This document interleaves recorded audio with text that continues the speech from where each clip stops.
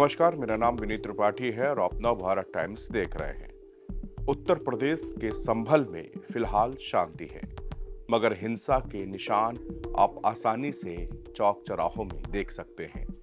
जगह जगह पुलिस तैनात है, लोग बाहर निकलने में डर रहे हैं। शाही जामा मस्जिद में सर्वे के दौरान बड़े पैमाने में हिंसा हुई। इस हिंसा में 4 लोगों की जान भी चली गई। पुलिस ने इस मामले में 7 मुकदमे दर्ज किए हैं।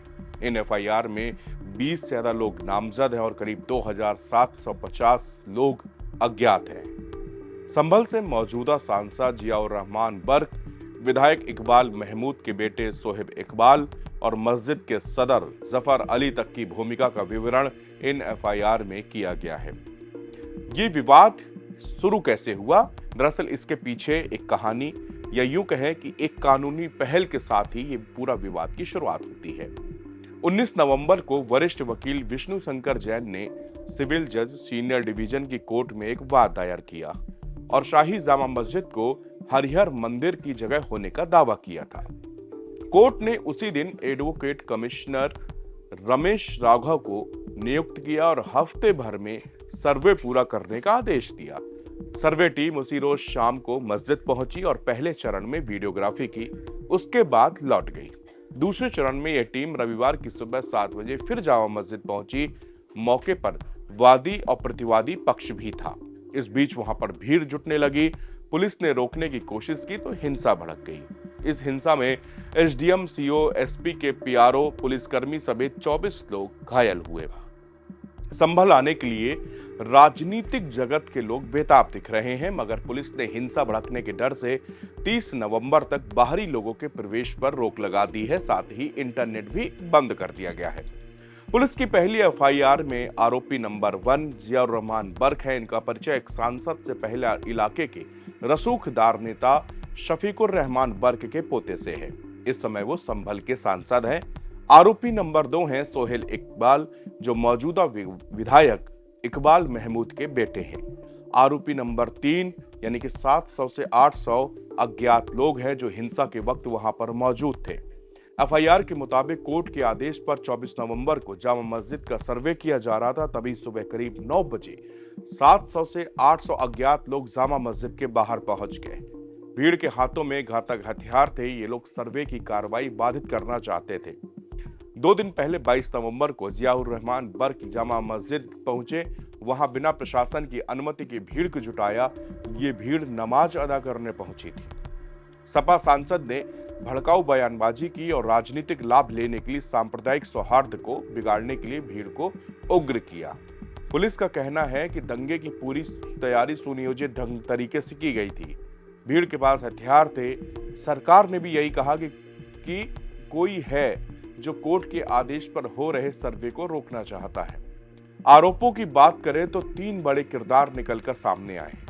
24 नवंबर को जब सर्वे की कार्रवाई की जा रही थी तब भीड़ के बीच सोहेल इकबाल भी खड़ा था और ये लोग सर्वे की कार्रवाई में बाधा डालने के उद्देश्य से पहुंचे थे। सोहेल ने भीड़ को ये कहकर उकसाया कि जियाउर रहमान बर्क हमारे साथ हैं, हम लोग तुम्हारे साथ हैं, कुछ नहीं होने देंगे, अपने मंसूबों को पूरा करो। इतना सुनकर भीड़ और उग्र हो गई।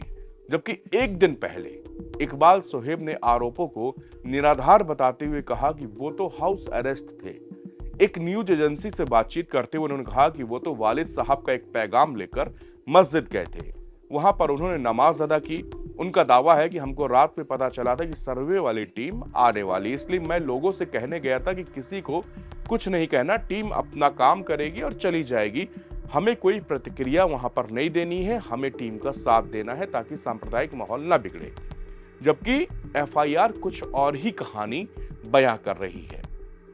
एक दूसरी एफआईआर में पुलिस ने बताया कि संभल के नखासा चौक पर करीब 200 लोग इकट्ठा हो गए। सबसे पहले सीसीटीवी कैमरों को तोड़ा गया ताकि किसी की तस्वीर ना आए, कोई सबूत ना मिले। इसके बाद भीड़ ने हॉकी, डंडे, रॉड से, पत्थरों से पुलिस पर जान से मारने की नीयत से हमला बोल दिया। पुलिस वाहन को आग लगा दी गई। पुलिस की पिस्टल तक छीन ली गई 9 mm की। भीड़ में से किसी ने संभल सीओ अनिश चौधरी पर फायरिंग कर दी। गोली उनके पैरों पर लगी और वो घायल हो गए। कई पुलिस वाले भी घायल हुए। करीब 8:45 में जामा मस्जिद की ढलान पर 800 से 900 लोगों की भीड़ ने नारेबाजी करनी शुरू कर दी। साथ में पत्थर भी बरसाने लगे। पुलिस ने बार बार अलर्ट किया, समझाया, लेकिन भीड़ नहीं मानी। ये एक सोची समझी साजिश के तहत एक राय होकर पुलिस पर पत्थरबाजी शुरू की गई। करीब 40 से 45 व्यक्ति नजदीक आकर चिल्लाकर बोले कि हसन, अजीम, सलीम, रेहान, हैदर, वसीम, अयान, इन पुलिस वालों से सारे हथियार और कारतूस छीन लो, इनको आग लगाकर मार दो, कोई भी बचकर न जाने पाए। हम अपनी मस्जिद में सर्वे नहीं होने देंगे। भीड़ ने सब इंस्पेक्टर की सरकारी पिस्टल छीनने की कोशिश की। भीड़ लगातार पुलिस वालों पर जान से मारने की नियत से फायरिंग करती रही। सर्वे टीम मस्जिद में फंसी हुई थी, जिसके साथ भीड़ कुछ भी कर सकती थी, इसलिए अतिरिक्त फोर्स बुलानी पड़ी और भीड़ ने आंसू गैस के गोले भी वहां पर पुलिस वालों से लूट लिए। एफआईआर में आगे बताया गया है कि जनपद संभल में धारा 163 बीएनएस लागू है। 5 से अधिक व्यक्ति एक स्थान पर बिना अनुमति के एकत्र नहीं हो सकते। आप सभी लोग अपने अपने घरों को चले जाओ। जामा मस्जिद का सर्वे न्यायालय के आदेश के अनुपालन में किया जा रहा है, लेकिन आक्रोशित भीड़ नहीं मानी और अधिक उग्र होकर जान से मारने के लिए सुनियोजित तरीके से एक राय होकर और पुलिस पार्टी पर पत्थरबाजी करते हुए भद्दी भद्दी गालियां देने लगे। इसी में आगे लिखा है एफआईआर में, करीब 40 से 50 व्यक्ति नजदीक आकर चिल्ला चिल्ला के हसन, नजीम, सलीह, रेहान, अली, मोहम्मद, हैदर, वसीम, अयान, इन पुलिस वालों सारे हथियार छीन लो, कारतूस छीन लो, इनको आग लगा दो, कोई बच कर न जाने पाए, जिंदा मत छोड़ो। इस तरह हम अपनी मस्जिद पर सर्वे नहीं होने देंगे, मस्जिद हमारी है, इसमें कोई सर्वे नहीं हो सकता। तभी उपरोक्त नामों के साथ अनगिनत लोग उप निरीक्षक की सरकारी पिस्टल को छीनने लगे। इस पर मैंने पिस्टल को मजबूती से पकड़ लिया, लेकिन पिस्टल की मैगजीन को इन लोगों ने निकालकर छीनकर जबरदस्ती अपने साथ ले गए। हथियार लूट गए भागे आरोपी के बारे में लिखा है कि मैगजीन में 10 राउंड 9mm के कारतूस थे और प्रभारी निरीक्षक के ड्राइवर आरक्षी कपिल कुमार की ओर से भीड़ को तितर बितर करने के लिए टीयर गन यानी आंसू गैस का फायर किया गया। तभी कुछ उपद्रवी आरक्षी के कंधे पर रखा हुआ स्मोक बैग, टीयर स्मोक के 2 बैग जिसमें गोले थे, उसमें से 29 टीयर स्मोक सेल थे, लूट कर ले गए। आरक्षी पंकज कुमार के कंधे पर टंगा बैग जिसमें करीब 25 ब्लैंक कारतूस और 25 रबर की बुलेट थी, उसको भी जो है आरोपी वहां पर लूट ले गए। आरक्षी राजपाल सिंह के कंधे पर टंगा कारतूस का एक छोटा बैग जिसमें 15 राउंड 12 बोर कारतूस को भी उपद्रवी वहां से जबरदस्ती मारपीट कर लूट कर ले गए। भीड़ लगातार ऐसे हमलावर थी जैसे पुलिस वालों की जान लेकर ही मानेगी। मुरादाबाद के कमिश्नर आंजनेय सिंह मृतकों की पोस्टमार्टम रिपोर्ट पर हैरान करने वाला खुलासा किया है। उन्होंने बॉडी में से देसी तमंचे के कारतूस मिलने के साथ ही पॉइंट ब्लैंक रेंज से गोली मारे जाने का दावा किया है। उन्होंने अफवाह फैलाने की बात के साथ यह भी सवाल किया कि सर्वे के दौरान आखिर नए उम्र के लड़कों को आगे क्यों किया गया। संभल के ताजा हालत बताते हुए मुरादाबाद के डिविजनल कमिश्नर आंजनेय कुमार सिंह ने कहा कि संभल के हालात कंट्रोल में हैं, उस इलाकों को छोड़कर सारी दुकानें खुली हैं, स्थिति सामान्य है। जिस तरह के साक्ष्य मिल रहे हैं कड़ी कार्रवाई होगी, एनएसए के तहत कार्रवाई की जाएगी। संभल के सांसद और स्थानीय विधायक के बेटे को उकसाने में आरोपित किया गया है, ये वहां पर घटना स्थल पर मौजूद थे। पोस्टमार्टम रिपोर्ट में देसी बंदूक के इस्तेमाल होने की और कारतूस और छर्रों का होना भी पाया गया है।